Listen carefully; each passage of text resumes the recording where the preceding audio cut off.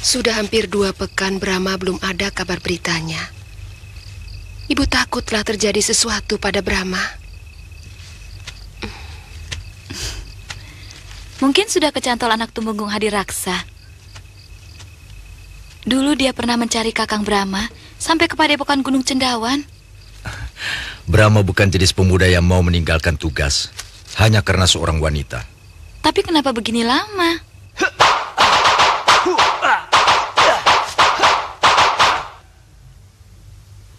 Bagus. Sempurna sekali kau melakukan gerakan-gerakan itu. Dasar goblok. Itu artinya kau sudah ditipu oleh Silodra. Hah? Hanya 5 jurus yang benar. Selebihnya ngaco. Lodra! Kubunuh kau!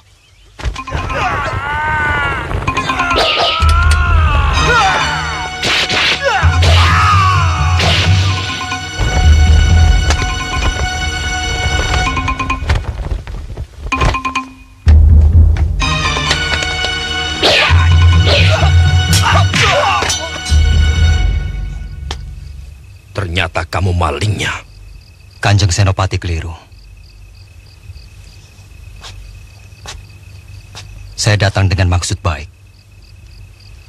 Bagus. Berikan pusaka itu padaku. Saya akan mengembalikannya langsung pada Pangeran Damar Kencana. Kau benar-benar tidak menghargai aku. Aku bisa menuduhmu sebagai pencuri. Silakan Kanjeng Senopati menuduh saya sebagai pencurinya. Dan saya tetap akan menyerahkan pusaka ini pada Pangeran Damar Kencana. Bajingan!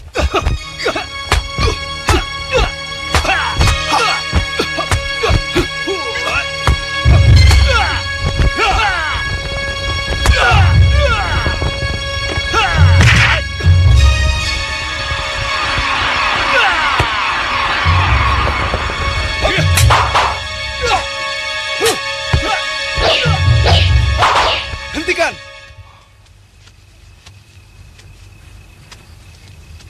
Siapa kamu? Hamba Brahma Kumbara.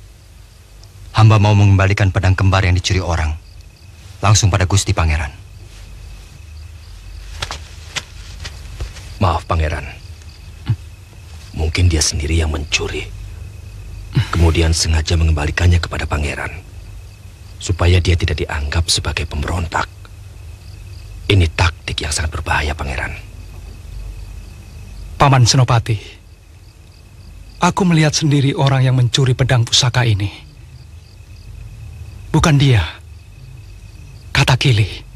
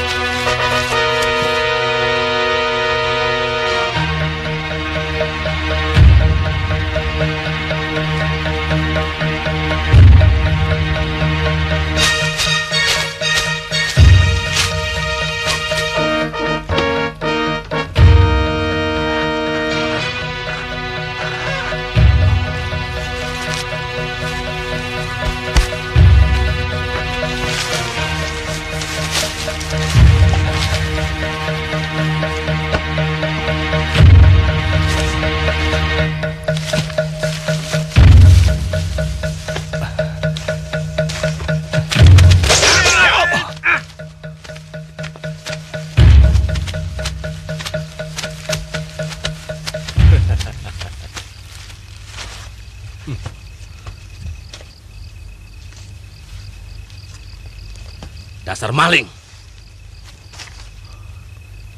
Sekarang kau tidak akan bisa lolos lagi dari hukum. Seret dia naik. Dan gantung seperti mata-mata Madangkara yang lain.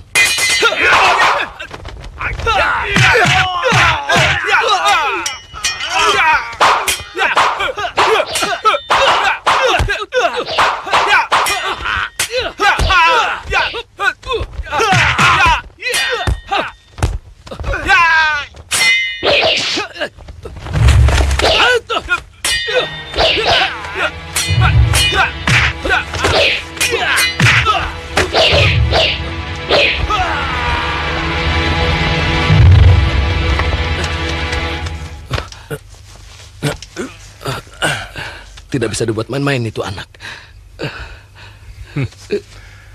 Kebetulan saja saya lagi apes.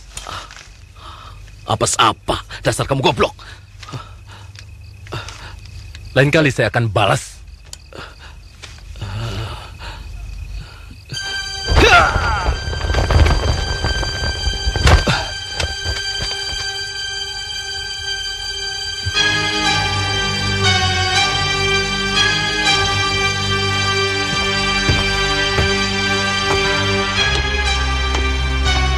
Paman Wasrap.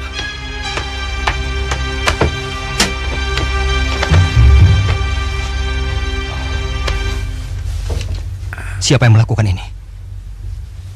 Anak Senopati Kebom Undarang dan Nyai Raga.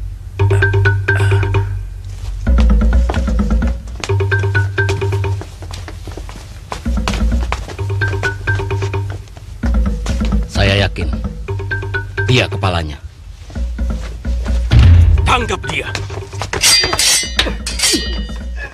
Berikut seluruh pelayan yang ada di sini. Ayo. Ada apa ini? Aduh, Pak. Tumenggung. Apa salah saya? Bawa dia ke rumahku.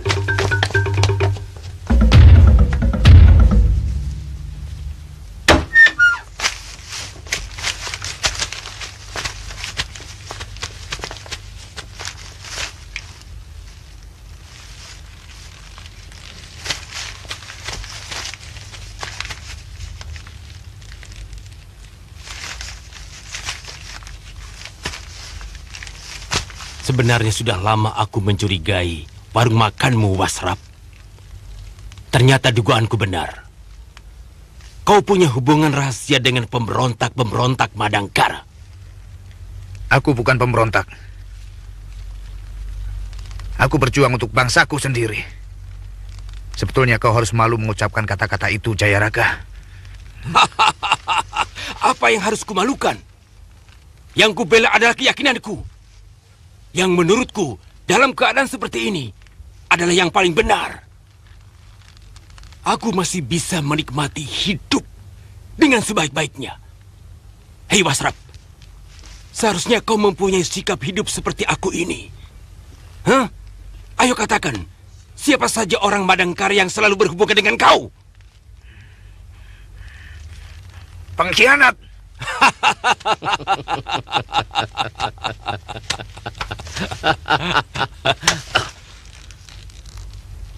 Lebih baik kau katakan saja, Wasrap.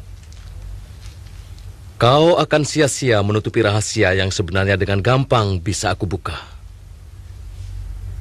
Hukumanmu akan ringan kalau kamu mau bekerja sama. Kita kan sama-sama orang Madangkara. Siapa pemuda yang selalu berada di rumahmu?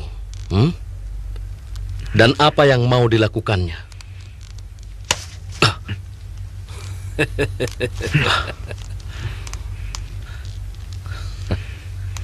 Baik. Jangan salahkan aku. Bila seluruh pekerja rumah makanmu itu akan kubunuh. Pecut mereka sampai mati. Baik, Raden.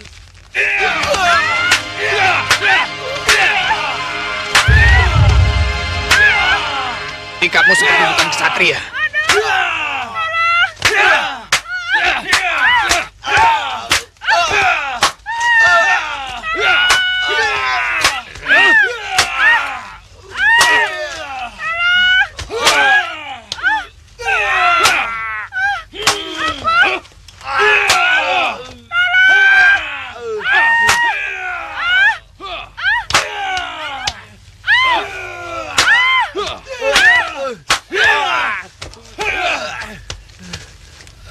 Pecutanmu kurang keras.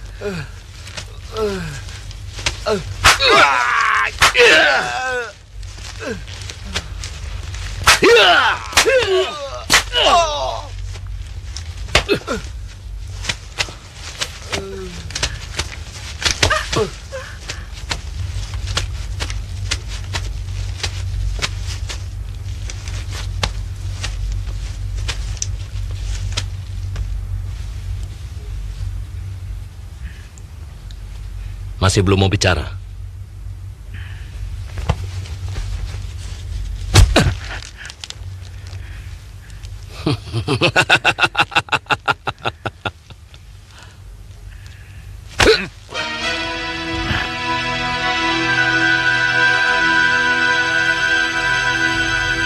Aku masih tetap diam.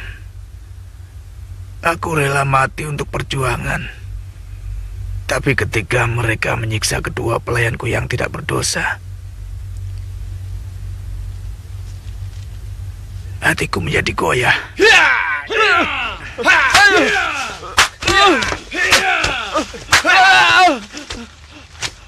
Kanjeng Temenggung, apa salah saya?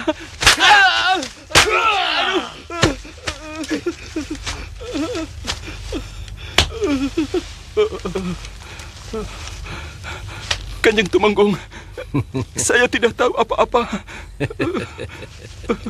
Kau memang tidak bersalah. Kalian juga semua tidak bersalah. Kalian semua disiksa hanya karena kesalahan dia. Karena dia telah berani menyembunyikan pemberontak-pemberontak Padangkara di rumahnya. Kalian semua akan dibunuh hanya untuk kesalahan dia. Termasuk kamu. Pecut dia!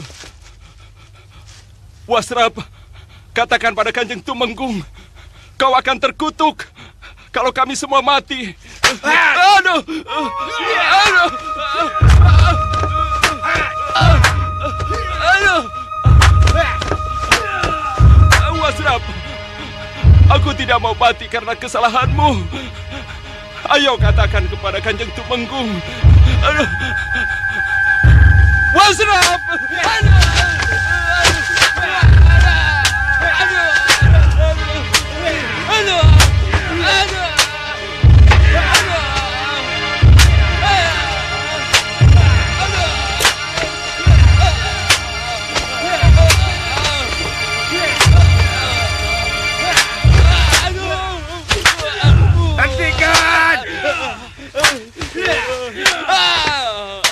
Hentikan Kanjeng Tumenggung.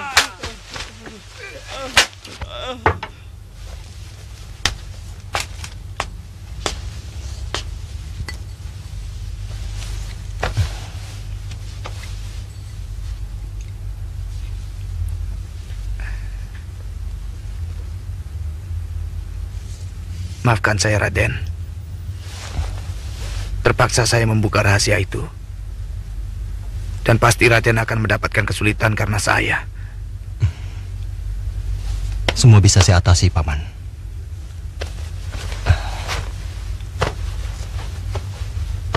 Moda perjuangan kita ada di dalam sini. Jadi, Raden sudah mendapatkan harta itu? Iya. Syukurlah. Tapi bagaimana Paman bisa melepaskan diri?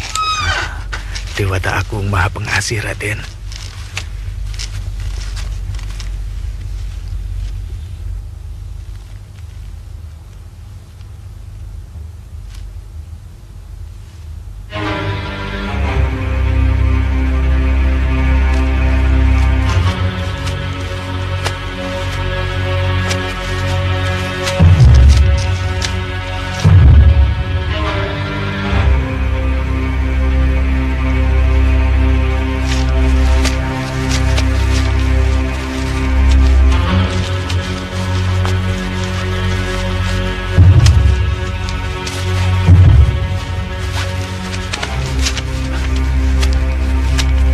Siapa nenek?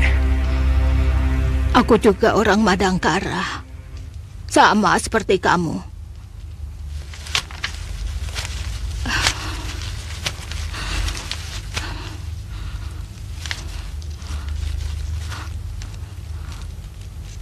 Aku adalah ibunya Jayaraga.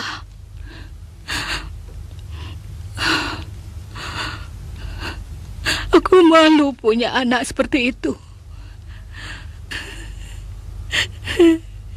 Cepat pergi. Nanti kutunjukkan jalan keluar.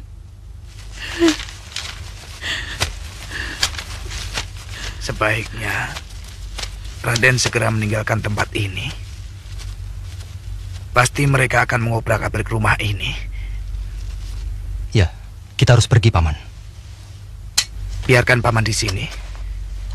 Jangan sampai Raden terlambat. Tidak, kita harus pergi sama-sama.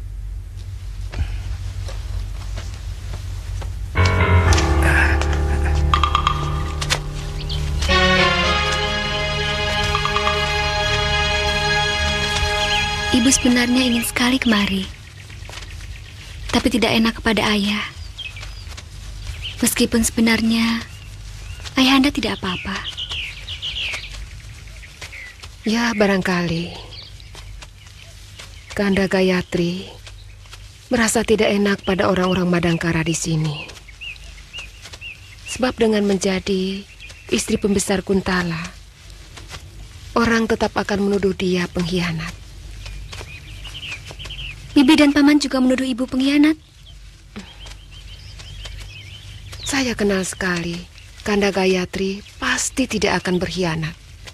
Meskipun keadaannya sekarang menjadi sulit membantu perjuangan Madangkara.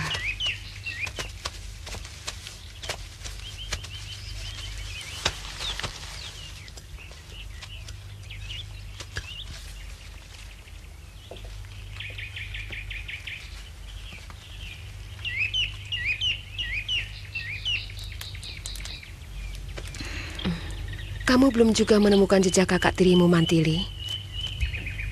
Saya sudah mencari sampai ke ibu kota Madangkara, tapi tidak ada yang kenal. Mungkin dia juga dipungut anak oleh orang Kuntala. Atau mungkin sudah terbunuh waktu penyerbuan kelelawar hitam kemari. Cuma memang tidak ada seorang pun yang menemukan mayatnya. Tapi ibu yakin Kakang Brahma masih hidup.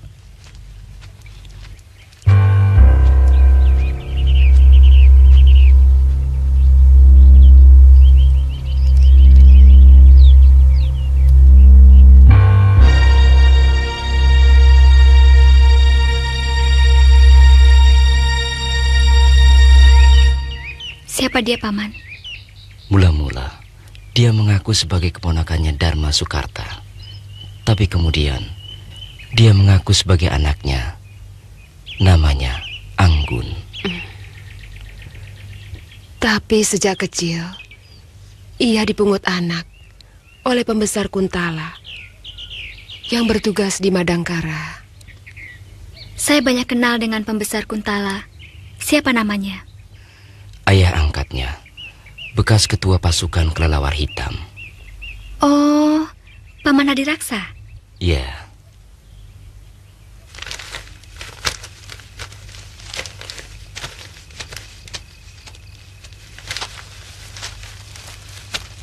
Dari mana Paman tahu bahwa Putri Tumenggung Hadiraksa itu menjadi biksuni? Berita itu sudah menyebar kemana-mana, Den. Anggun melakukan itu karena dia tidak mau dikawinkan dengan Angkawijaya. Dan kata orang, persoalan itu yang menyebabkan Tumenggung Hadiraksa mengundurkan diri dari pemerintahan.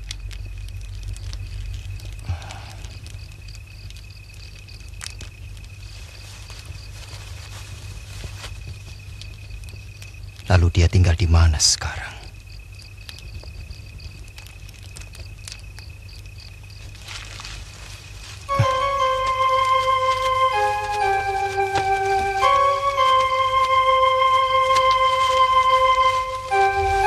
Kelihatannya Raden ada sesuatu dengan anak Tumenggung itu. Tidak. Tidak ada apa-apa, Paman. Paman juga pernah muda. Jangan malu-malu. Sekarang anak Tumenggung itu menetap di Padepokan Wanuja, tempat gurunya.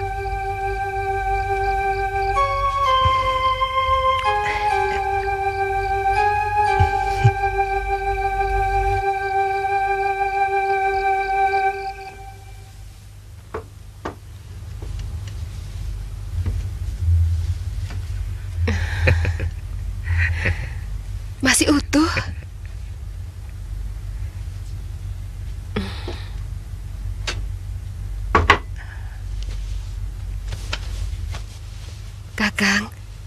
Mudah-mudahan perjuangan kita akan berhasil.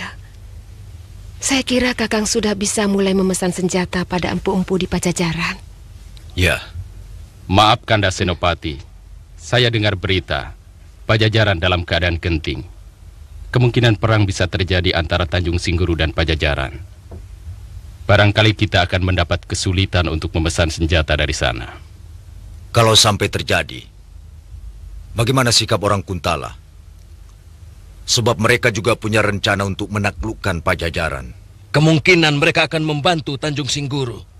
Sebab Prabu Malyapati itu sahabat dekat Sang Prabu Kuntala. Persoalan apa lagi yang menyebabkan mereka berseteru?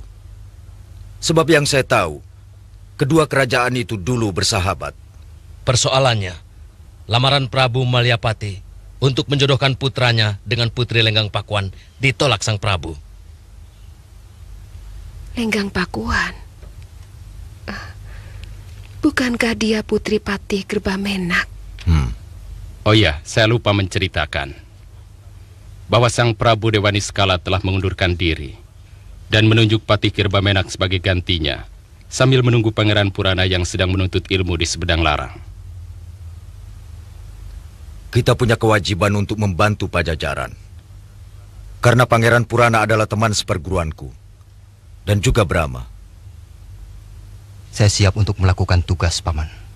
Ya, itulah yang sedang kupikirkan. Aku ingin kepentingan Madangkara tetap jalan. Tapi juga kita bisa membantu Pajajaran. Bagaimana kalau Kalamenda dan Kotawa yang memesan senjata? Kami siap, Kakang Senopati. Kamasuta, Brahma, kalian aku tugaskan untuk membantu Pajajaran. Tapi lebih baik kalian temui dulu Eyang Astagina. Siaga, Paman. Saya juga bersedia ditugaskan membantu Kakang Brahma, Ayah. Jangan, Lasmini. Kau masih harus menunggu gurumu dari Gunung Galunggung. Sementara itu, kau bisa membantu Kakang Lesmana melatih pemuda sini.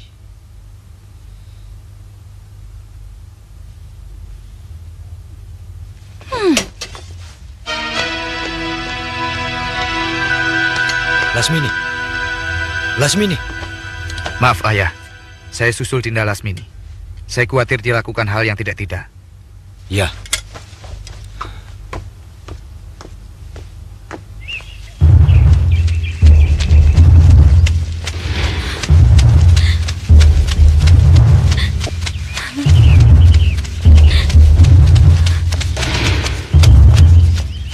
Lasmini!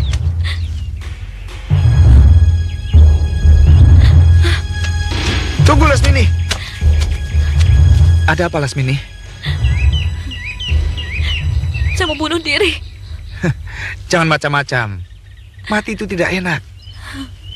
Masa tidak boleh ikut ke Pajajaran mau bunuh diri? Masih banyak tugas lain yang bisa kau kerjakan. Misalnya, melatih para calon prajurit. Itu juga nilainya sama dengan perjuangan yang lain. Semua tidak ada yang bisa mengerti perasaan saya. Bukan cuma Ayah. Kakang Lesmana juga. Nanti dulu. Kakang bisa mengerti. Kakang tahu kamu ingin selalu dekat dengan Brahma.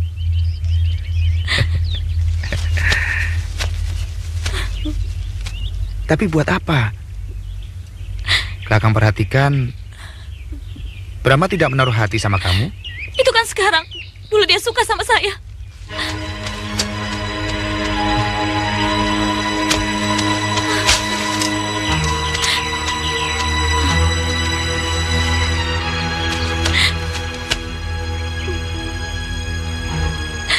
Lasmini,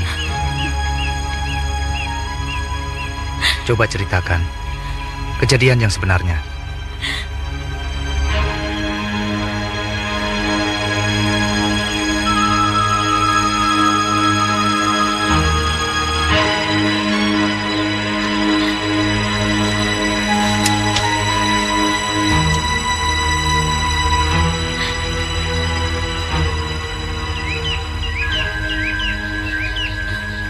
sejak ketemu dengan perempuan Kuntala itu, Kakang Brahma jadi berubah.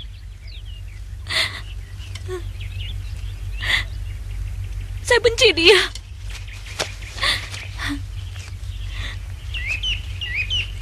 Saya merasa dipermainkan. Dulu dia memberikan harapan, bahkan berjanji mau mengawini saya. Sekarang dia berusaha menjauh dari saya dengan alasan mau ditugaskan di Pajajaran. Betul? Dia pernah berjanji begitu? Buat apa saya bohong, Kakang?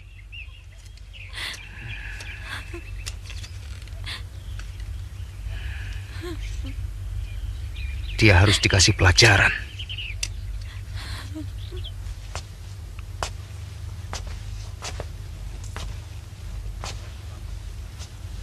Yang Paman cemaskan sifatnya akhir-akhir ini. Dia menjadi susah diatur dan mudah sekali tersinggung. Brahma, Paman tidak akan memaksakan kehendak padamu. Tapi alangkah bahagianya kalau kamu bisa menolong Paman. Ampun, Paman. Apakah baik sebuah perkawinan tanpa dilandasi rasa cinta? Saya khawatir nanti saya akan berlaku tidak jujur pada Dinda Lasmini. Ya, Paman bisa mengerti. Atau barangkali Lasmini tidak cantik. Sangat cantik, Paman. Bahkan lebih cantik dari Anggun. Sayangnya, saya sudah terlanjur jatuh cinta pada Putri Hadiraksa, Paman. Maafkan saya, Paman.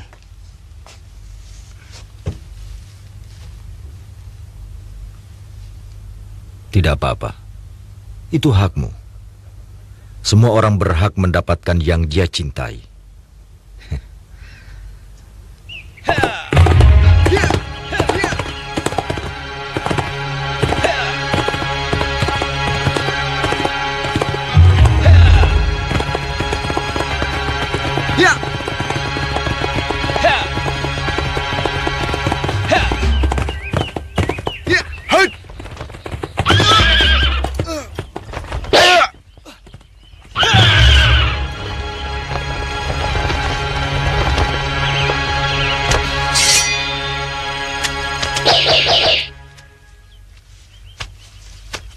Ada apa, Lesmana? Aku tidak terima. Kau telah mempermainkan adikku. Maaf, aku kurang mengerti maksudmu. Kau telah melukai hati Lasmini. Kau berjanji mau mengawini dia. Tapi sekarang, seenaknya kamu tinggalkan. Aku tidak bisa terima sikapmu. Sabar. Semuanya sudah kujelaskan pada ayahmu. Dan sumpah, aku tidak pernah berjanji apa-apa pada Lasmini.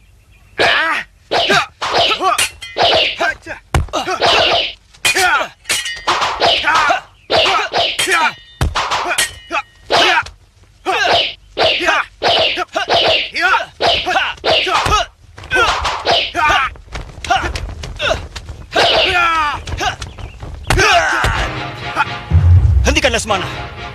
Ini semua rekan Lasmini. Tidak mungkin adikku berani berbohong.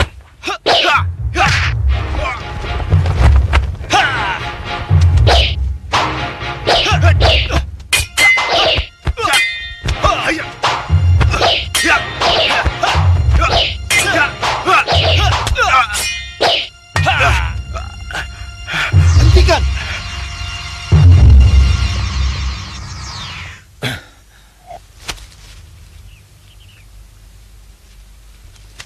Lesmana, cepat kamu minta maaf pada Brahma.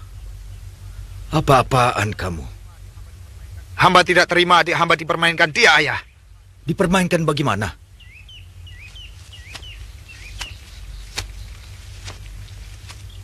Aku lebih tahu tentang hubungan mereka daripada kamu. Maaf, Ayah. Menurut Dinda Lasmini, Brahma pernah berjanji mau mengawininya. Dia bohong.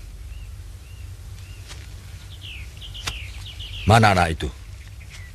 Saya tidak tahu, Paman. Bikin malu.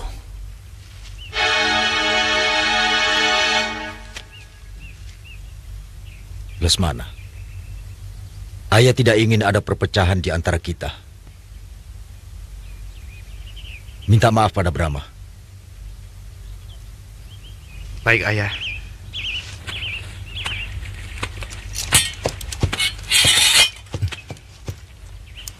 Maafkan kecerobohan saya, Kakang Brahma. Tidak apa-apa. Hitung-hitung sebagai latih tanding, Lesmana. Terima kasih.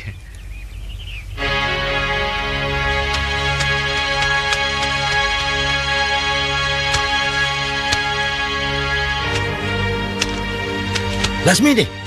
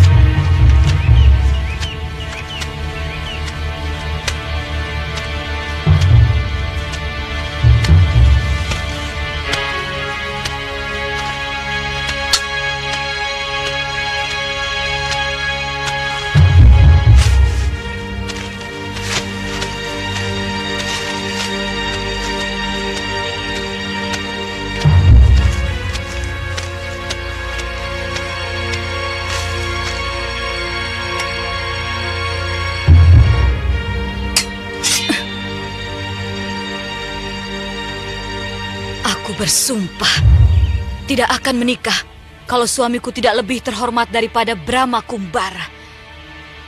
Hit! Hit! Hit! Hit! Hit!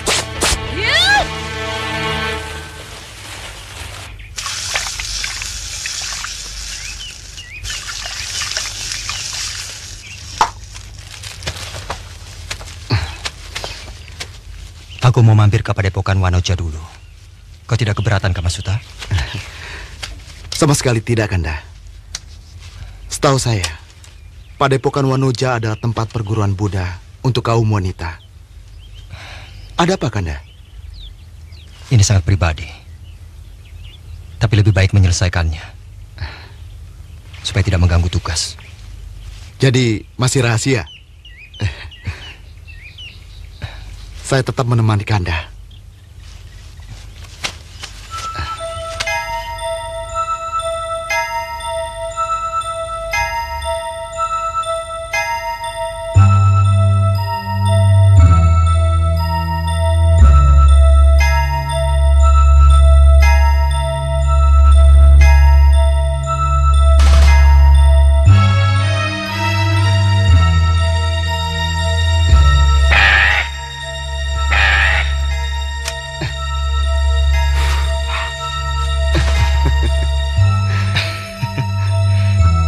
Mungkin ini yang namanya mimpi di siang hari.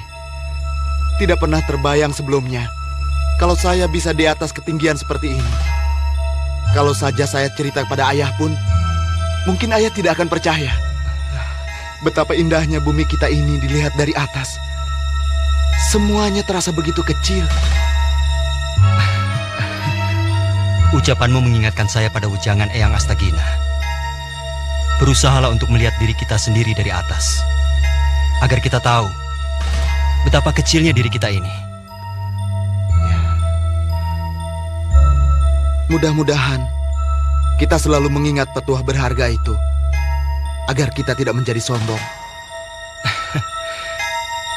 Sulitnya Kamasuta. Banyak orang yang tidak merasa bahwa dirinya sombong. Benar juga Kakang Brahma. Ayo Paman Raja Wali, kita naik lebih tinggi lagi.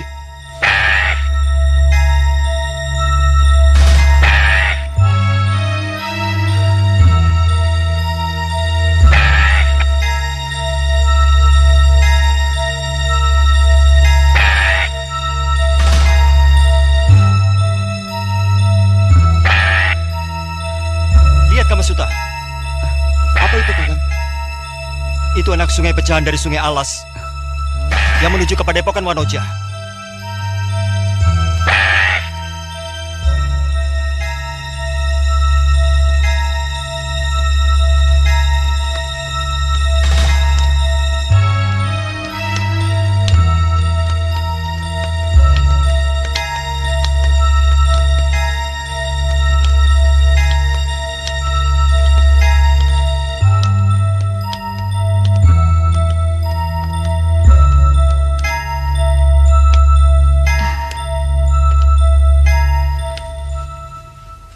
Anggun kecewa sekali ketika menjumpai Ananda bermesraan dengan gadis itu, yang menurut dia mungkin sudah menjadi istri Ananda. Mula-mula dia bersikeras mau menjadi seorang biksuni dan memaksa mau tinggal di sini. Tapi saya melarangnya karena saya tahu itu hanyalah pelarian dari rasa sakit hati atau rasa putus asa yang sedang melanda jiwanya. Dia salah paham, Embi. Memang saat itu saya sedang bersama seorang gadis. Tapi dia bukan kekasih saya, apalagi calon istri. Dia sudah saya anggap sebagai adik sendiri. Dia anak kakak seperguruan saya, Embi. Menurut Anggun, dia pernah melihat Ananda berjalan sambil berpelukan. Benarkah itu? Kami tidak berpelukan, Embi. Saya hanya membimbingnya karena kaki gadis itu terkilir. Saya berani bersumpah demi yang menciptakan langit dan bumi bahwa saya tidak ada apa-apa dengan gadis itu. Mungkin saja dia mencintai saya, tapi saya tidak. Ananda harus segera menemuinya. Saya khawatir dia akan melakukan tindakan yang kurang terpuji. Pikirannya masih goyah. Saya dengar keluarganya sudah pindah ke ibu kota Kuntala, Embi. Apa ia mengatakan sesuatu waktu ia mau pergi dari sini, Embi? Oh iya. Minumlah. Dia bilang dia mau mencari kuburan ayah kandungnya sebelum dia pulang ke Madangkara. Ayah kandungnya? Iya. Anggun sebenarnya cuma anak angkat Tumenggung Hadiraksa.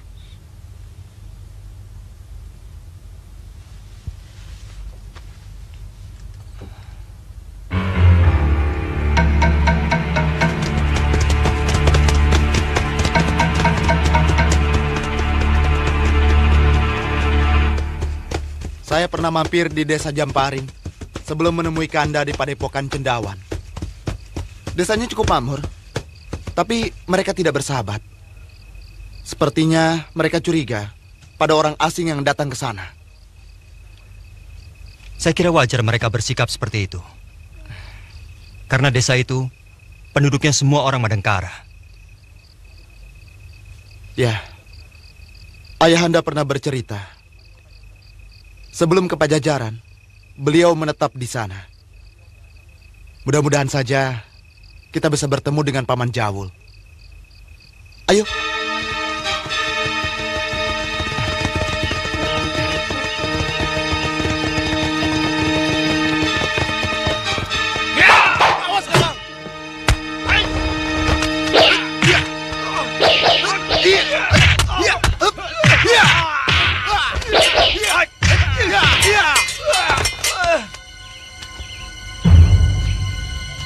Awas Kakang Brahma.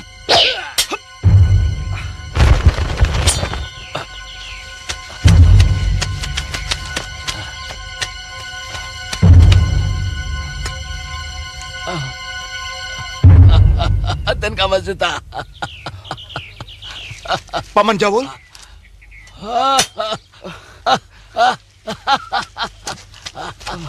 Ten, maafkan kami, Ten. Kekejaman orang Kuntala sangat membekas di hati kami. Mereka ini penduduk asli Madangkara. Jadi, setiap ada orang asing, mereka menganggap orang Kuntala. Mari ke gubuk Paman.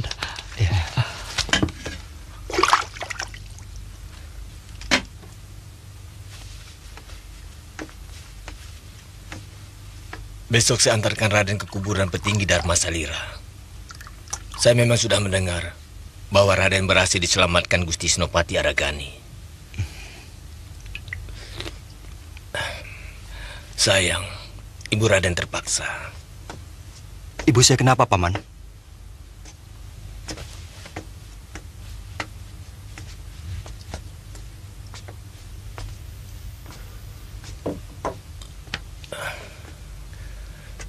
Paman yakin semua yang dilakukan Gusti Dewi karena terpaksa.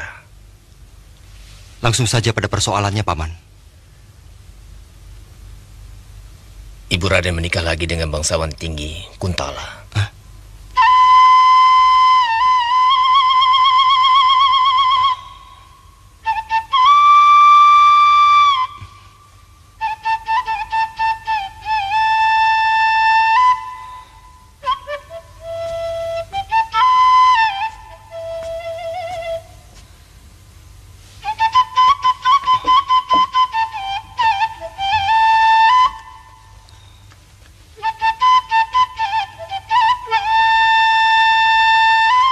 Kenapa ibu tega mengkhianati ayah?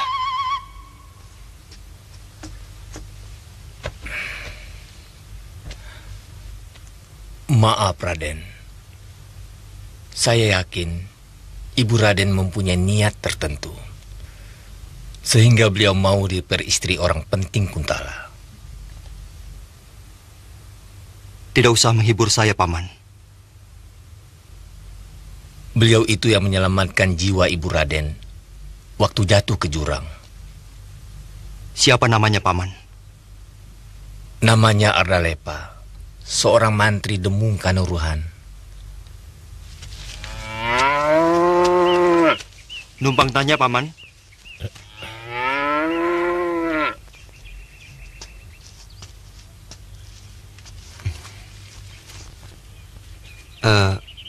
Barangkali Paman tahu kuburannya Dharma Salira.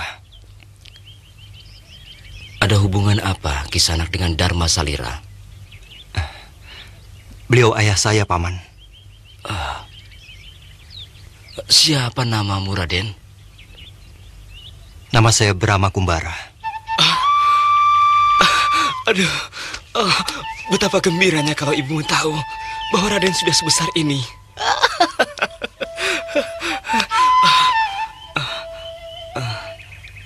Mari kita ke kuburan ayahmu, Raden.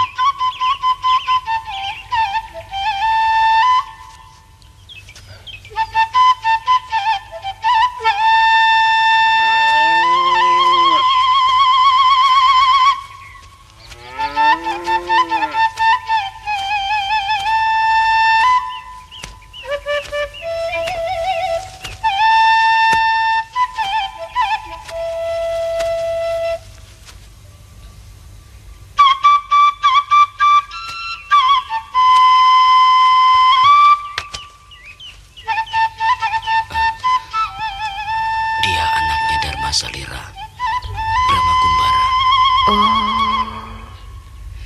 Mungkin dia sudah mendengar kalau ibunya menikah dengan pembesar Kuntala. Kau harus menjelaskannya agar dia tidak kecewa. Iya.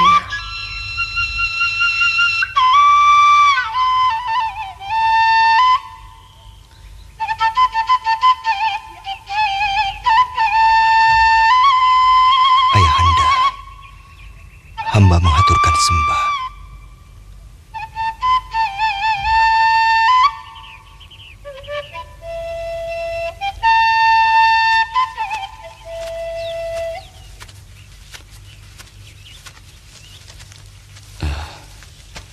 Raden, ini istri paman, namanya Biatun.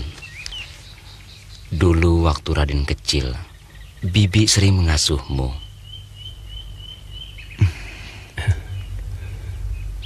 Sudah bertemu ibumu?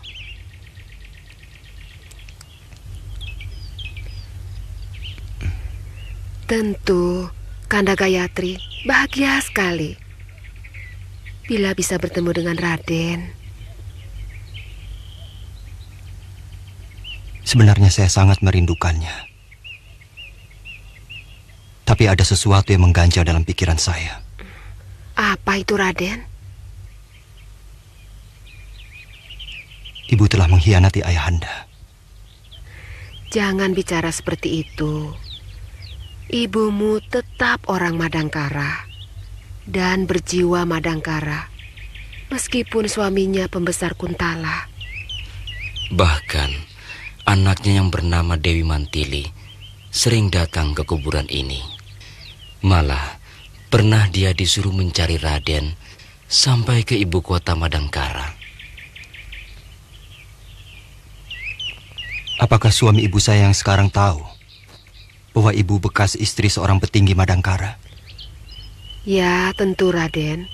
Bahkan ibumu diperbolehkan menyambangi kuburan suaminya. Jadi, kalau menurut paman, sebaiknya Raden menemui ibu Raden ke Kuntala. Apa mungkin? Padahal kami sudah mempersiapkan diri untuk melawan penjajah Kuntala. Paman pikir, tidak cuma Raden. Semua pemuda Madangkara sedang mempersiapkan diri untuk merebut kembali negeri mereka. Dalam kehidupan, Raden harus bisa membedakan tempat. Bagaimanapun seorang ibu, tetaplah ibu yang punya hak untuk dihormati oleh anak kandungnya, meskipun dia menjadi istri musuh Raden. Sebagai manusia, Gusti Mantri Demung Kanuruhan Ardalepa adalah suami ibu Raden. Artinya ayah tiri Raden. Dan Dewi Mantili adalah adik tiri Raden. Biarpun dalam perjuangan nanti mereka, terutama ayah tiri Raden, adalah seorang musuh, tapi sekarang Raden harus menghormati mereka. Raden harus bisa membedakan tempat dan waktu. Kapan harus sebagai kerabat dan kapan menjadi musuh.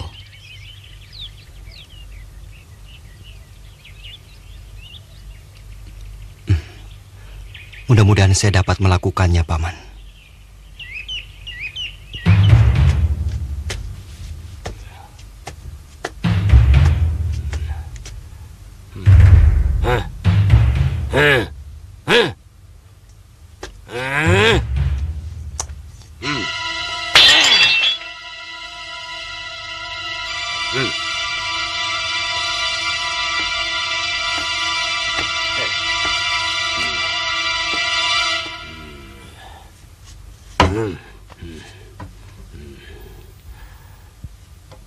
Pokoknya, kamu tidak boleh meninggalkan Madangkara. Habis perkara. Saya sudah muak hidup dengan cara palsu seperti ini. Mulut saya capek. Setiap kali harus tersenyum. Padahal, saya mestinya bisa memaki orang seenak perut. Dan saya bisa mabuk-mabukkan kapanpun saya suka. Buat apa uang banyak kalau kebebasan kita berdua tergadai? Hei, mau jadi apa kamu? Mau jadi maling seperti dulu? Digebukin orang sekampung? Hah? Kita cuma punya ini, tidak punya ini. Kita cuma bisa menjual ini. Untung masih ada yang mau pakai. Hah? Nah, ambil minumannya cepat. Hai. Ayo!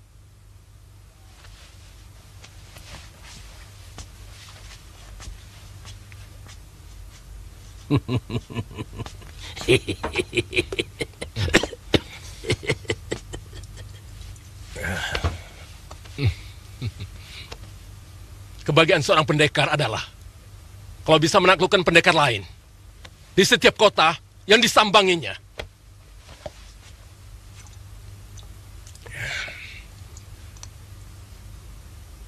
Dan itu belum pernah kita lakukan.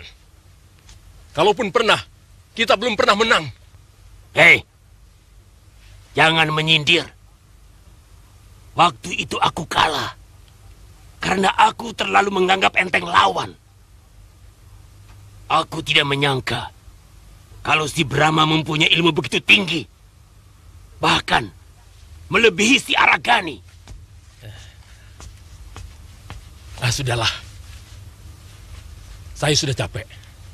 Sudah bosan. Dan saya sudah muak. Sekarang saya mau pergi. Tunggu dulu. Kamu tidak boleh pergi kemana-mana. Kamu harus tetap di sini. Hah? Nanti sulingmu aku ganti dengan yang lebih sakti. Kamu tahu, suling ini terbuat dari tulang kaki burung merak raja yang ada di hutan Belambangan. Prabu Menak Jingga pun pernah mengadakan sayembara untuk menangkapnya. Tapi guruku lebih cepat daripada pendekar-pendekar Belambangan. Perempuan manapun akan menyembah-nyembah, minta dilus-elus kalau mendengar suaranya. Kalau aku mau, Dewi Kandis, istri Pangeran Damar Kencana, bisa kubuat tergila-gila.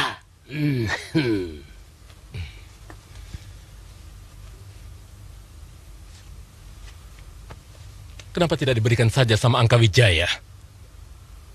Kasihan dia. Cintanya ditolak sama Putri Hadiraksa.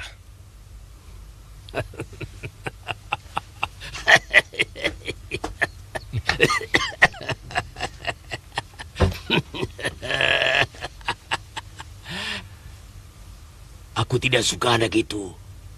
Sombong.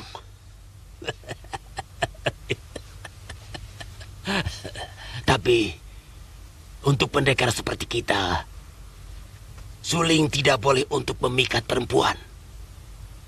Tetap harus dipakai sebagai senjata untuk membunuh.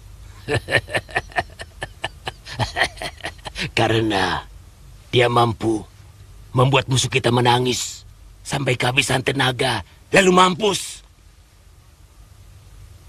Jadi, seruling Asmara Jimat ini beda dengan seruling Pelepas Sukma. Kalau ini bisa dipakai untuk menyiksa jiwa, jelas itu akan lebih menyakitkan.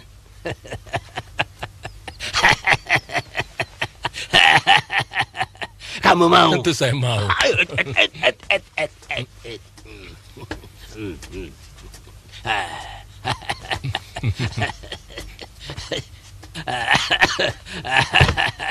Duduk. Kamu bisa memiliki suling ini kalau kamu sudah menamatkan jurus naga pertala. Sebab kalau sarafmu tidak kuat, kau bisa jadi gila.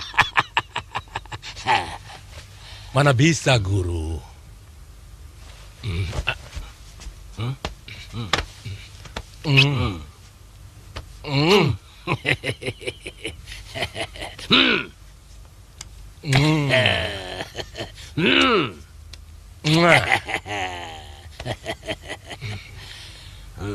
Di tempat ramai seperti ini, saya tidak bisa berlatih dengan baik. Saya tidak bisa memusatkan pikiran. Biarpun kamu cium dari ujung kaki sampai ubun-ubun, pendirianku tetap.